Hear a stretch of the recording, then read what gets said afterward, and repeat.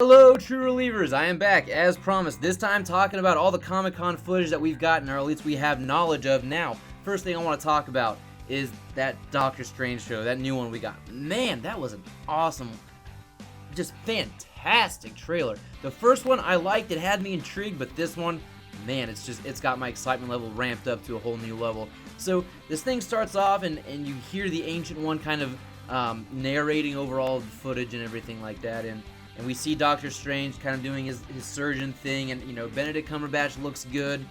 You can see him in his kind of high-rise, I would assume it's his high-rise apartment, in a nice tuxedo. And then the next thing we see is some brilliantly shot, great cinematography here of the car wreck that ends up injuring his hands and making it irreparable, so he can no longer be a surgeon. Really great stuff here. And the Ancient One, I mean, I know that the Ancient One is kind of a controversial casting. Tilda Swinton, I believe, is her name. Everyone was a little off about that, and some people are even claiming whitewashing because it should be an older Asian gentleman. But anyway, everything looks great here. I mean, we've all heard the Inception analogies to this film, and they're right. I mean, it is very much like Inception, but I mean, you see reality bending in and of itself. It's creating wormholes into new dimensions. You see sky rises and skyscrapers and just bending in on themselves. It's so cool, and you hear the Ancient Ones say that we create reality. There are so many realities, and we create this one. It almost kind of makes you wonder, why is Doctor Strange going to be so tied to this one reality if there are infinite realities? But then we get some other really great shots. We see a couple shots of Rachel McAdams' character, which is all speculated as being one of the night nurses, which there are multiple in the Marvel universe. But one of the greatest things I thought was Chiwetel Ejiofor's Baron Mordo. Again, really going off the reservation with this casting, but it's a brilliant casting. It really is. Chiwetel Ejiofor is a very charismatic guy, but he also can play someone who looks like they're hiding a lot of inner demons. If you've ever seen him in Four Brothers, as opposed to maybe 12 Years a Slave or even 2012, he's a very versatile actor, so no worries there about him pulling off Baron Mordo. And the one line that really stuck out to me, which I think is really going to cause the rift and divide between Doctor Strange and Baron Mordo being friends, is we hear the Ancient One over narration say something to the effect of, "Over all these years, you're the one I've been looking for." Now we know that Baron Mordo has been the Ancient One's pupil much longer than Doctor Strange has. And for, I'm sure, Baron Mordo to at least overhear the Ancient One saying something to this effect, it's really going to grind his gears, because he feels he's probably been grooming himself his entire life to be the next Sorcerer Supreme, and to have this newcomer come in and just pull the rug out from under him, that's really going to cause a divide. And I think we're not really going to see that happen until, later on. We're not going to see it happen in this movie, kind of like Green Lantern when we saw Sinestro finally donning the yellow suit at the very end of the film. And of course, in the movie, we also see some really cool things. We see Doctor Strange start to hone his powers. We see him, just mesmerized by the way they can travel great distances in an instant. We see him start to play with his powers and, even surprised by himself at what he can do. And everything looks great. My God, Benedict Cumberbatch looks phenomenal as Doctor Strange. Again, as I said yesterday about the Wonder Woman costume, Doctor Strange most likely going to be in whenever I do another top 10 comic book hero costumes list. He's most likely going to be on that list. He looks straight out of the comic books, and I love it. I love it. I love the great temples. I love the hairstyle. I love the goatee. At the very end, when he kind of flips his cape over, he doesn't attach it. It just attaches onto itself, the cloak of levitation. Hopefully they touch on that at least in the movie. But everything looks great here. And at the very end, we get this movie, I should say, looks very different from the rest of the Marvel films so far. It's very grand in scale for an origin film, which I really, really like. But it just has a very different feel to it. Scott Derrickson here, he's definitely going off the reservation, or at least kind of going against the grain of the already established Marvel formula. But in Marvel fashion, at that very end, when Doctor Strange says, "What is this? My mantra," and Chiwetel Ejiofor's Baron Mordo says, "That's the Wi-Fi password. What do you think? We're savages?" And again, a very good display of Chiwetel Ejiofor's ability to inject a lot of his own charisma. But again, it's just to show us also that this movie is not going to deviate too far from the already established Marvel formula. It's going to have that humor that audiences have known to come and expect from Marvel. So, great trailer. I'll link it below for you guys to check it out if you haven't already. Next, I'm going to talk about the Spider-Man footage description. Alright, so I have the SpiderMan Homecoming footage description queued up here on my phone. I'm just going to read it to you real quick. This is just one of many synopses. They're not all the same. Different people who saw it in Hall H said different things. So, here it goes. Set to Joan Jett's bad reputation, which, I think is the only one I've seen so far that says that. We got the same song in one of the Jessica Jones teasers, like last year. So I'm kind of wondering if they're recycling that for any reason. We see yearbook photos of all the MCU using actual images from the actors. So high school yearbook photos from like Chris Hemsworth and Mark Ruffalo, Chris Evans. There's tons of great jokes. Black Widow's yearbook is in Russian. Caps is from the 40s. It's cut like a trailer going through Peter Parker's schedule. He's in a science class watching videos from the Civil War airport fight instead of paying attention. In another class, he's secretly making web fluid in a desk without anyone seeing. In gym, girls are playing Fuck, Marry, Kill with the Avengers. What about Spider-Man? Asked one asks. We see Zendaya's character make fun of Peter and a friend for oogling girls. At one point, Peter says he needs to leave the library discussion. Where are you going? Zendaya asks with a serious face. What are you hiding? Just kidding, says Zendaya.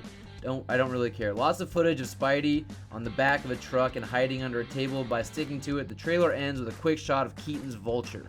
Now, again, this is the only description I've seen so far that says that Keaton is Vulture. The other ones just say Vulture. I think it's just speculation at this point, but from what I'm hearing people talk about and say, this is just one synopsis that I've found.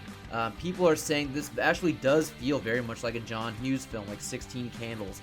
And, those coming-of-age type films set in high school, which I think is great. And, that's one of the things that Kevin Feige promised us early on about Spider-Man Homecoming, is that it would feel something like that. So, there's that footage description. I think it's cool that, we're finally seeing Spider-Man, Peter Parker in class, in school, showing kind of his intellectual side, making the web fluid at school. He's socially awkward with girls. I don't really know how it's going to play out, the interactions between him and Flash Thompson, which Flash Thompson is supposed to be like king jock of the school, yet he's smaller than Peter, so they might have to use a little bit of trick photography to make him look a little bit taller. But anyways, everyone's really reeling over this stuff. This footage, it's great from what I'm hearing. Again, I'm sure we will get this footage released at some point later on. It hasn't leaked onto the internet yet. When it does, I'm sure I'll talk about it again then. But let's move on to the Thor Ragnarok casting. Alright, so the Thor Ragnarok footage description. Now, I didn't really get to read anything. I had to watch a couple videos. The one that I liked the most was by Collider from, so shout out to, Schmoes Know. I watched their Collider description video and a couple others, but this is the one that I liked the most. Because they just started, I think they started filming early July, the actual cast and crew could not be at Comic-Con this year. They're actually shooting in Australia. So what they did was they provided Comic-Con with this type of mockumentary with Thor and Hulk. And it was Thor talking about waiting for a phone call to be in Civil War, and Tony is calling Mark Ruffalo's Bruce Banner, but he won't talk to Thor. And I guess there are things like funny jokes with Mark Ruffalo's Bruce Banner saying hey T-Bone to Thor, things like that. A lot of cool stuff, a lot of fun stuff. Apparently Kevin Feige and co said they weren't going to show any Thor footage, and then apparently they just railed them with some, and right away they got some footage after a sizzle reel is the way they describe it. And I'll actually put the link to their description below here too, so you can check that out. But please finish this video first. But so they talk about some really cool stuff. So apparently you get to see Hela, Cate Blanchett's Hela, and she really does have this like a big, the giant helmet thing. So that's awesome that they're keeping with that. If the Thor movies have done anything well, other than not giving Thor his own helmet, is that they've, Odin's helmet and Loki's helmet. Everyone, it's very comic accurate, and it's good to see that Hela is going to be following suit with that. And I guess we get to also see a short-haired Thor with what they describe as like warrior paint on his face. I mean, my first place my mind goes is to, you know, Mel Gibson's Braveheart. So that's kind of the way I envision it, just Thor with short hair. They talk about Thor actually being kind of funny in here. There's a shot where you see Thor and Hulk jumping at each other, going at it, and I don't know if this was shot to look like that, just the juxtaposed shots to make it look like they're headbutting, because this has been described as like a buddy cop type film between Thor and Hulk. So I don't know if they're going to be fighting. I'm going to guess they will be trading some blows at some point, because fuck it, and the fans want that. We want that. We want an encore from Avengers 1. That was a great fight. And then I guess they also see Hulk or Thor coming down. I guess he's got long hair at this point. He comes down like a superhero landing, like he's just messed some dude up and he's about to take off and do it again. And then I guess the last shot of this is Hulk leaping after Surtur. And man, Surtur the fire demon, the guy responsible for bringing about Ragnarok, the apocalypse of Asgard.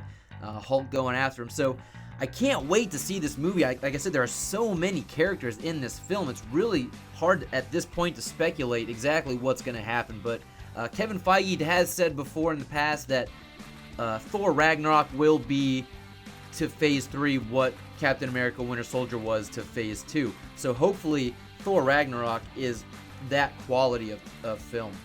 Because as much as I do enjoy Thor and his movies, they really are probably the most lackluster of the bunch so far as individual films.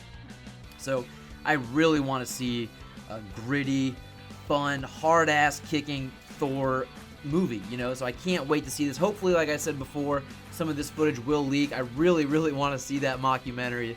I think that'd be a lot of fun, even if they include it in like, you know, a box set or you know, Blu-ray extras, something like that. I really want to see that. I hope that wasn't exclusively Comic-Con footage, because I think that'd be a lot of fun to see. Hopefully, we get to see that sizzle reel leak at some point. Marvel never really lets us down. They always, at some point, you know, even if it is a month later, they will release this footage, hopefully. And when they do that, guys, I'll show it up, I'll put it up, we'll talk about it some more, because again, I'm not going to be going off of other people's word. It'll be coming straight from the horse's mouth from me who saw it. But again, so I'm going to link the footage descriptions for, well, I'll link the Doctor trailers link below, and the Collider video talking about the Thor footage description. So go ahead and check those out, guys. Thanks again for listening. Comment, share, like, and please, more than anything, subscribe to this channel. Create some traffic here. I really appreciate all the views we get. Let's try and ramp it up some more. And don't forget that we are, for the first 1,000 subscribers, having a very fun giveaway, a very fun comic book collectible will be given to one randomly selected subscriber. So hit that subscribe button, share this with your friends and family, and it just mean a lot, guys. Thanks a lot. Take care.